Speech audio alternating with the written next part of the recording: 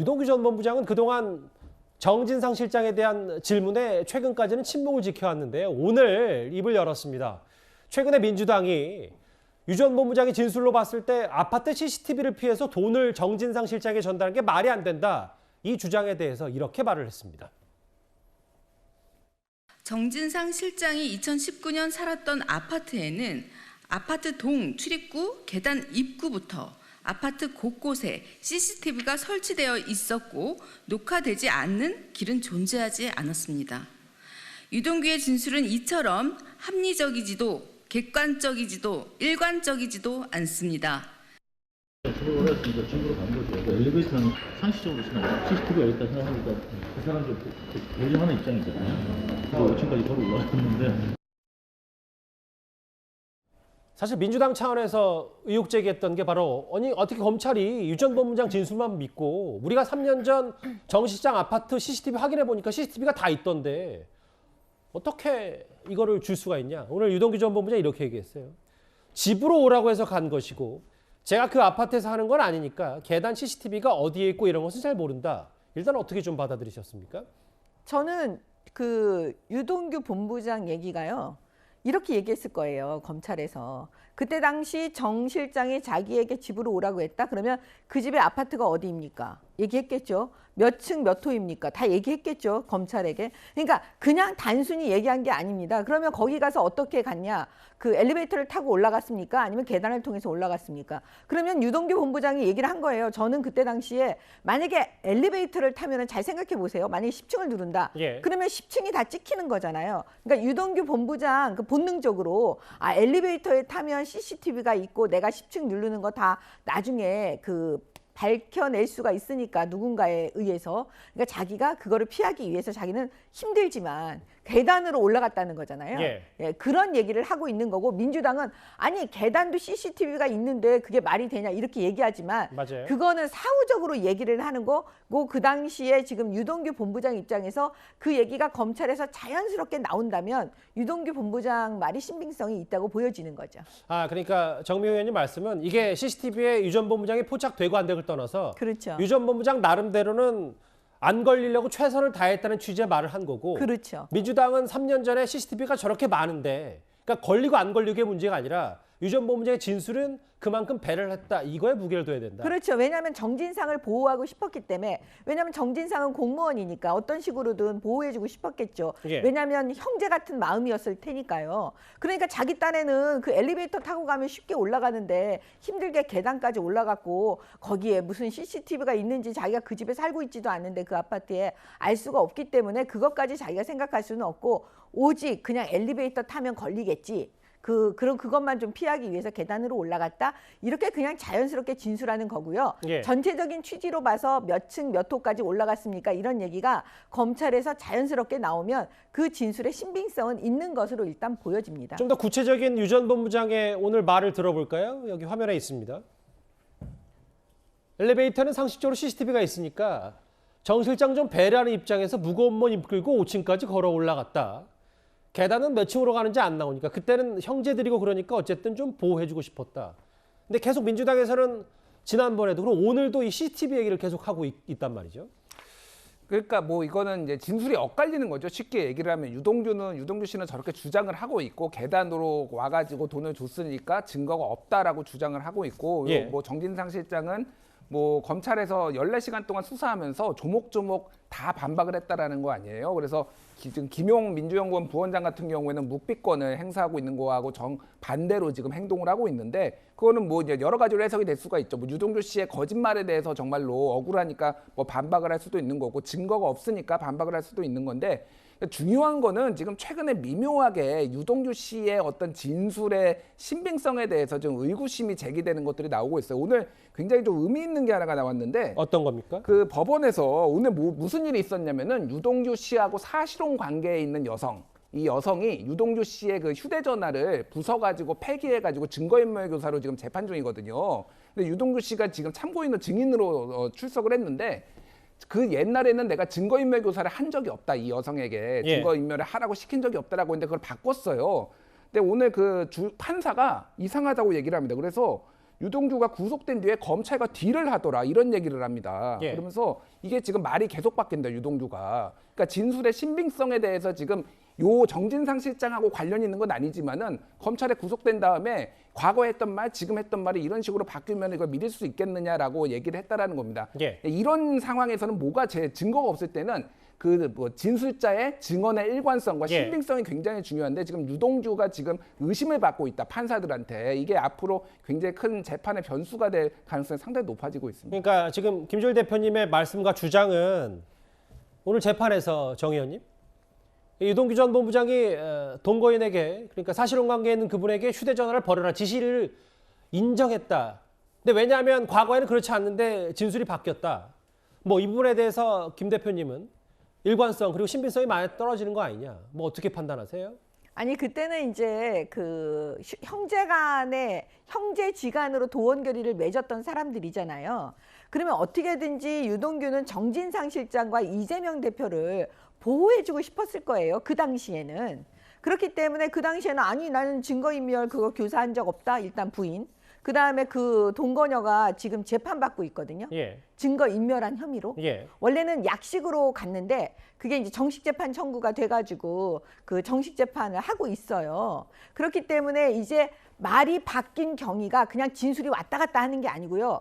확실하게 유동규는 말이 바꾼 이유를 얘기하잖아요. 예. 과거에는 내가 보호하려고 했지만 예. 지금 나는 그런 게 의미가 없어졌다. 의리를 지킨다는 거 이런 거 의미가 없어졌다. 예. 이젠 내가 사실대로 진술하겠습니다. 이렇게 지금 얘기하는 거기 때문에요. 예. 그걸 진술이 그냥 신빙성이 떨어졌다. 말이 막 왔다 갔다 한다. 그렇게 보지를 않고요. 예. 아 이제부터는 진술이 제대로 되고 있구나라고 그 수사기관과 법원 판사가 다 볼 수가 있는 거예요. 예. 지금 그 동거녀에 대한 재판에서 왜 당신 말이 바뀌었냐라고 판사는 당연히 물어볼 수 있죠. 예. 왜냐하면 지금까지 진술하고 바뀌었으니까요. 그러면 당연히 법정에서 유동규 씨는 자기가 왜 바꿨는지를 얘기를 또 했을 거예요. 그렇기 때문에 그게 그 납득이 되면 저는 그 유동규 씨 말을 듣고 아마 판사가 결정을 할 거라고 봅니다. 그러니까 정 의원님 말씀은 뭐 잠시만요. 그러니까 원래는 증거인멸 아니라고 하더니 이걸 인정한 건 예전에 형제라고 생각했고 근데 또 혹시 이재명 대표가 대통령이 될 수도 있으니까 그렇죠.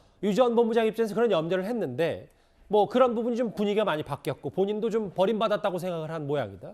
그래서 검찰은 뉘우치고 있다는 취지의 진술서를 그래서 제출한 거다 이렇게 얘기하는데 네, 맞습니다. 김 대표님 짧게 좀 부탁드릴게요. 예, 그러니까 판사가 뭐라고 얘기했냐면 정확하게 오늘 한국일보 기사에 난 걸 제가 읽어드릴게요. 예.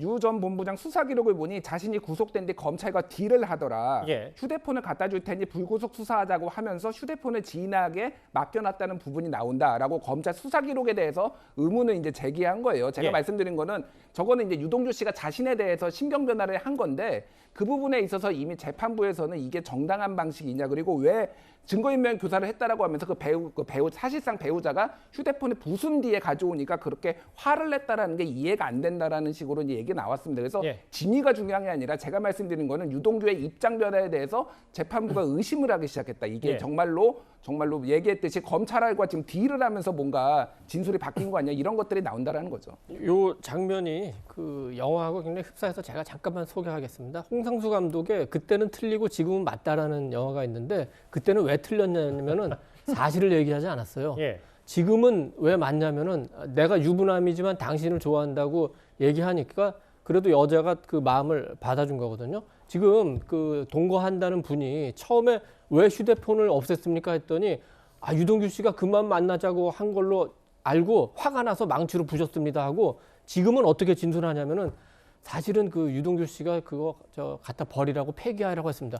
어느 게 맞는 말이겠습니까? 알겠습니다. 예. 뭐 그만 만나자고 한 걸로 알아서 망치로 부셨다는 걸 그걸 우리가 믿을 수 있겠습니까? 그러니까 유동규 씨나 그 지금 그 동거하신다는 그 여자분이나 그때는 틀린 말을 했고 지금은 같은 말을 했어요. 그럼 왜 그러느냐? 그때는 문재인 정권의 검찰이었고 지금은 저 윤석열 정권의 검찰이었고 그때는 유동규까지 수사하려고 했고 지금은 유동규 위까지 수사하려고 했고 그런 차이가 있는 겁니다. 뭐 김주일 대표님 말씀이나 이도훈 의원님 말이나 그렇게 크게 다르지 않아요. 다만 이제 김주일 대표님이 주장하고 강조하고 싶은 건 지금 재판부가 좀 더 그걸 의심의 눈초리로 바라보는 거 아니냐 이 포인트인 것 같고요. 정 의원님. 예. 그 지금 재판부가 그렇게 물어보는 거는요. 어떻게 보면은 지금 진술이 바뀌었기 때문에 본인이 판결문에서 어떤 판결문을 쓰더라도 그 확실한 대답을 유동규나 그 동거녀가 얘기를 해주지 않으면 판결문 쓰기가 어렵거든요. 아마 판결문 쓰기 위해서 물어본 거지 그거를 뭐 진술을 의심해서 물어보거나 그런 것 같지는 않습니다. 알겠습니다. 일단 민주당 내부에서도 내일이 구속 기로에 있는 정진상 실장을 두고 내부에서는 뭐 수면 위까지는 아니더라도 여러 불만의 목소리가 있다라는 보도도 많이 나오고 있는데요. 왜 이렇게 정진상 실장을 과다하게 옹호하냐 뭐 이런 얘기입니다. 화면을 보겠습니다. 요즘에 이제 너무 김용 씨나 또 정진상 씨에 대해서 당이 총력을 들여서 방어하는 그런 모양새를 보이고 있지 않습니까? 당 지도부가 나서서 총력을 기울여서 엄호한다든가 뭐 이런 것은 저는 적절치 않다고 생각하는 게 제 생각입니다.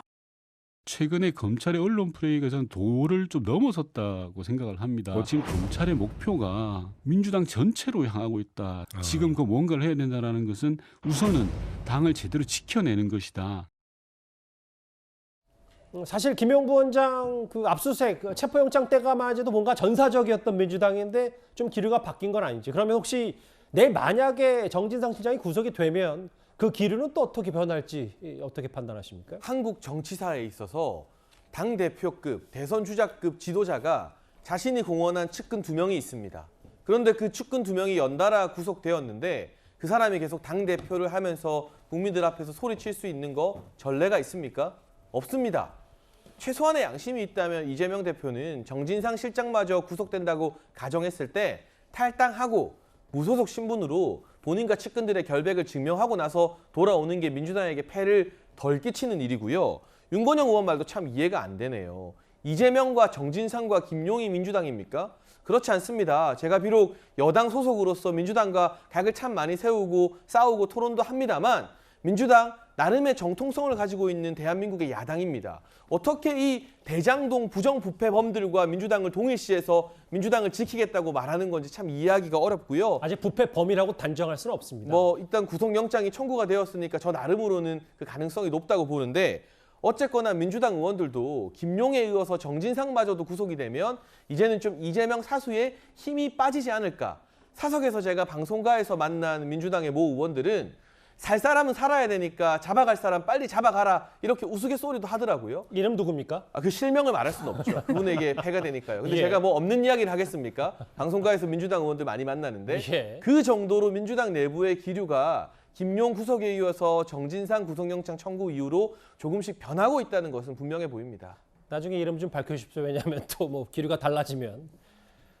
이번 주제 일단 정 실장 내일 구속 기로에 서 있고 아마 그 민주당 혹은 뭐 검찰로서도 대장동 관련된 의혹과 관련된 수사에 분수령이 될 것 같은데요. 첫 번째 이슈 여기까지였습니다. 정리하기 전에 아까 이도원 의원이 말씀하셨던 것 중에 노파심이 좀 있어서 이재명 대표 형수 뭐 쌍욕이라는 것보단 욕설 녹음 파일 그리고 문재인 검찰 혹은 뭐 윤석열 검찰로 이분법으로 재단하는 것도 또 사안에 따라서 보는 분에 따라서 달라질 수 있으니까요. 일단 이렇게 정리를 하겠습니다.